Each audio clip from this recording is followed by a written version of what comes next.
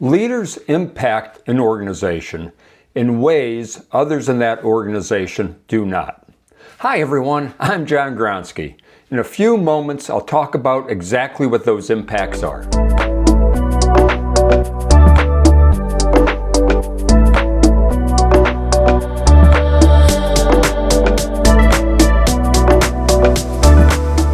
Leaders must understand that they impact the organization they lead in ways others in the organization do not. I'll give you a few examples. First, I think many of you heard the story of a boy walking along the beach, and there's hundreds of starfish on the beach. And he's walking along the beach and he's picking up a starfish and he's throwing it back in the water, and he's going to the next starfish, picking it up and throwing it back in the water. An adult comes along and says to the young boy, "Do you think you're really making a difference here?" Little boy looked at the adult, he looked down at the starfish, he picked that starfish up, he threw that back into the ocean, and he said, "Well, I made a difference to that starfish, didn't I?" Same with leaders. Leaders impact an organization because of the decisions they make and the actions they take. A leader's decisions and actions don't just impact themselves, but they have a ripple effect. They impact just about everybody else in the organization. And leaders have to understand that is an awesome responsibility. The second thing is, leaders, like it or not, represent their organization. If someone takes a look at a leader and that leader is sloppy or they're not well spoken, an outsider is going to believe the organization that leader leads is sloppy and not very squared away. So leaders have to understand that they are the symbol of the organization they lead.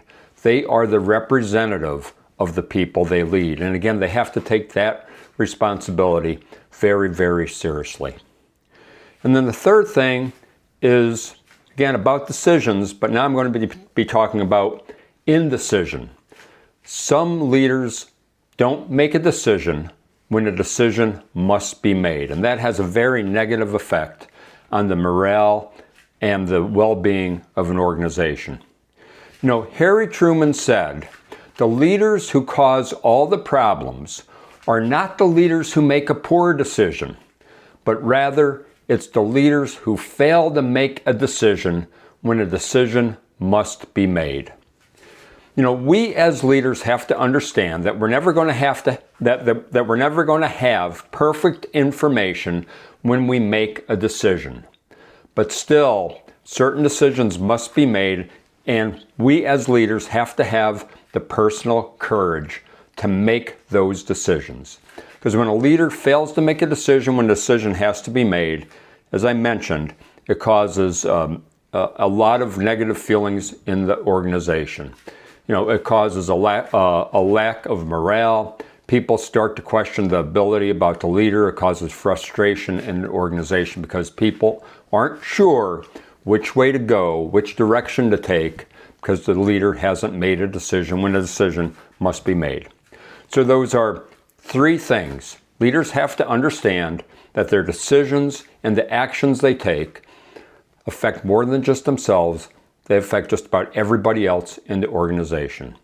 Leaders have to understand their role as a symbol and a representative of the organization and team that they lead. And then leaders must understand that when a decision has to be made, the leader has to have the personal courage to make that decision, even with less than perfect information. Again, my name is John Gronski, and I appreciate you listening. Lead well.